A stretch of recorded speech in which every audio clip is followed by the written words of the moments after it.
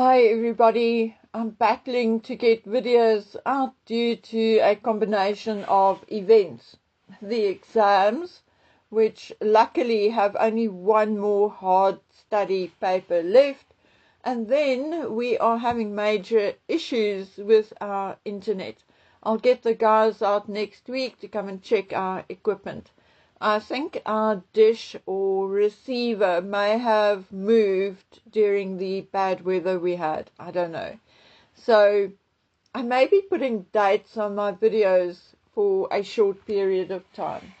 Anyway, this video will also be short-ish.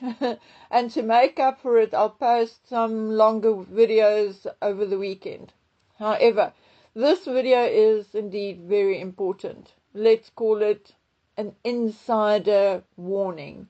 A warning from someone who has a foot in the door and who knows what's going on the other side of the microphone. But just listen and you will understand what I mean soon enough. Now, I am very aware of what is happening in Northern Ireland, and I am very aware that some British towns and cities will soon follow suit if they haven't already. The death of Henry Novak and the near beheading of Stephen Ogilvy has brought both Northern Ireland and Britain to a boiling point. Now, I have a very strong opinion on this, but I also know what will happen if I express that opinion.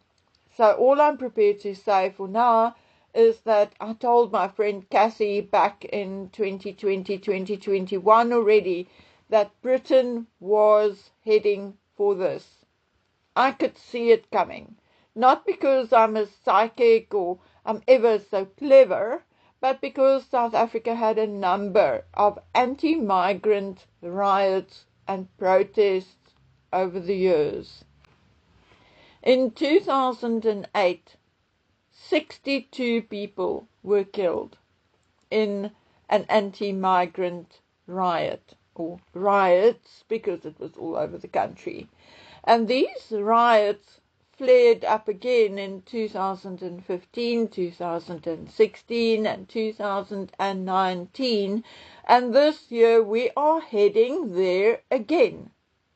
This time, however, these migrants seem to prefer to get on buses and chartered flights and leave the country, which I'm extremely grateful for, because, to actually watch television or videos and to see the violence and the deaths, and it's not nice. I want everybody to be safe, but never mind. So with these migrants leaving on their own accord, at least here in South Africa, it is still relatively peaceful. But we've been there. We have experienced what happens when a government does not listen to its people, because that is what it comes down to. We've been talking about this illegal migration since 1994, but the government kept telling us that all Africans are our brothers and sisters. But the thing is, if you have a couple of million brothers and sisters, you can't house or feed them all. Anyway, but although I'm trying to provide context for the rest of the video, this is not what the video is about. I am extremely concerned about you, my listeners and viewers, and in some cases, even my friends. I read your comments, I read your DMs, and on a good day, I also read email. And I can see where you don't know who or what to believe, and honestly, I don't always know what to say to you, because I have largely withdrawn from other creators and do not care much to get into fights with any of them. So I'm going to make this very clear to you without naming a single person. If anybody feels or wants to be offended by it, then I'm afraid it is a matter of if the shoe fits. So here goes. YouTubers can tell you, it's all about the truth. I'm telling you now that the only person who can maybe truthfully say that is a billionaire. Nobody else can take 6 to 12 hours out of their day to put content, and I'm talking about proper content, not neighbors talking to neighbors kind of stuff. But you can't take 6 to 12 hours to provide content on YouTube and not be compensated. We all have homes, we have children, pets, we have to be clothed, and we have to eat every now and then. Okay, so your compensation on YouTube depends basically on clicks and views. Yes, there are other things like your average number of views determines how many ads play on your video, etc., etc. And all of that determines your pay at the end of the month. Now, YouTube has made it very, very complicated, but it all basically starts with your clicks and views. So, because of that, I think most of us realize very soon that drama sells, whether that drama is indeed true or not. Say creator A comes out and says an alien had landed on the White House lawn, and creator B comes and says there was a grey dove on the White House lawn. Who do you think is going to get the most clicks and views? Even if the actual truth is that there was no alien, but that there was a dove. Of course, the alien narrative wins hands down. Stuff the truth. The other thing is, though, that this kind of lie is harmless, but there are others which are not and has the potential to do terrible harm. And what upsets me is that there are creators who actually knows exactly what they are doing. Now, I can quote an example without naming names. A YouTuber has been making a bad mistake, well, actually two, over and over and over again, even in interviews on another channel. Now, he, she, it sounds like a serious reporter with more or less the same leanings as I have, except for these, let's call it two things. He, she, it has made these two mistakes that I know of more than once. Then it started to bother me because both can have extremely harmful to devastating effects. So I did what I very, very seldom do. Yes, I mean, I've had words with one or two YouTubers before, and I've had some friendly interaction, and when asked, I gladly help with photographs or documents, but I do not help, in inverted commas, or interfere out of my own or reach out first. I just don't.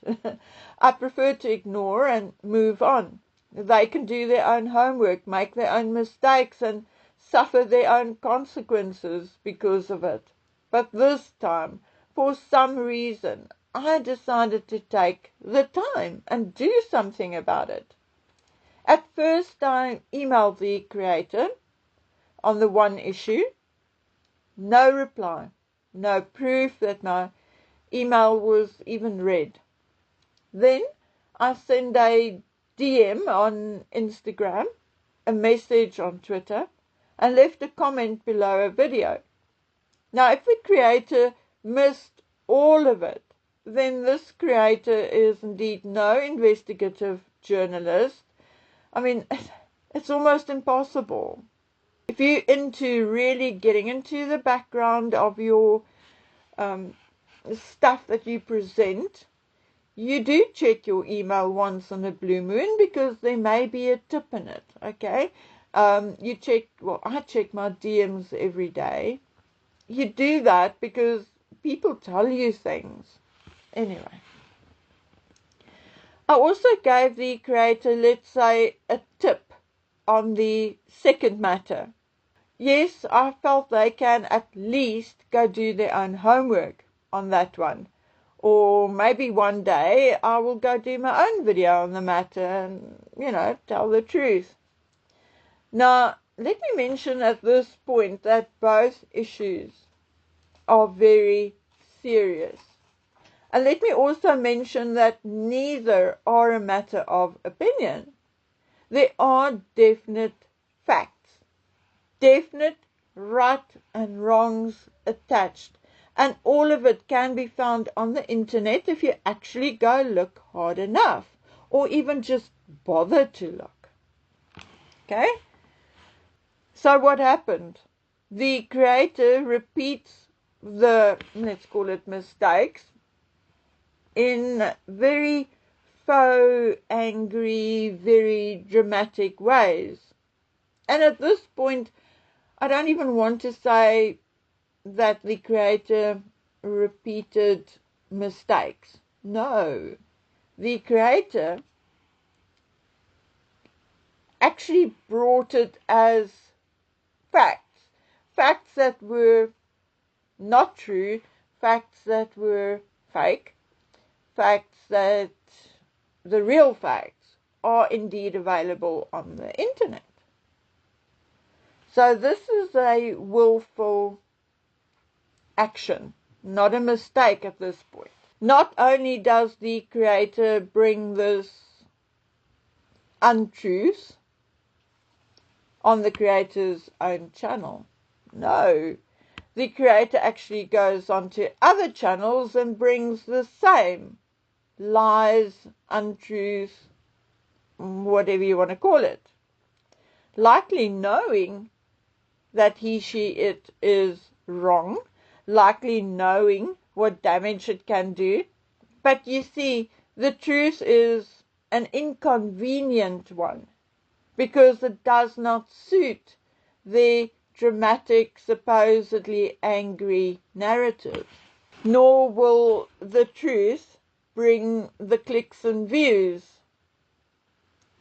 The worst is that they actually try and hide it. They look you in the eye and they repeat, I can think what I want, or this is my opinion.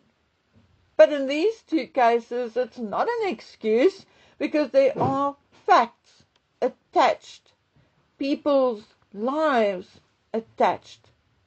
Now, we can all listen for the entertainment value, but something will stick. And if that something is factually incorrect, then our brains, maybe our lives, our attitude to life or to others have been soiled and damaged. And it is with that in mind that I beg of you today to, in this extremely volatile, sensitive time, be extremely careful about what you believe. Not necessarily who you believe, because somebody can be truthful 90% of the time, lie 8% of the time, and be wrong 2% of the time. So, I'm not telling you to go dumping your favorite YouTuber now, just to be very, very careful, to properly analyze what they say. And if they are talking about something that really matters to you, then please go do your own homework. At the moment, I must say, though, that I'm extremely disappointed in someone I respected very, very much. Why? I don't know. It's clear this creator thinks of themselves way above me and my whatever number of subscribers I have now, and it is clear this creator persists in this narrative because it draws the clicks and views. Now, I cannot see another reason for it because, like I said, it's no longer a mistake. You have received the facts along with receipts, yet you persist in spinning it according to your narrative. Why? What do you get out of it other than clicks and views? So friends, I'm going to end this video. I will bring you another, okay? But I'm going to end this video by telling you, just please be very, very careful what you believe, who you believe, and if it really matters to you, then just go do a Google search yourself. Okay, guys and girls, that is it.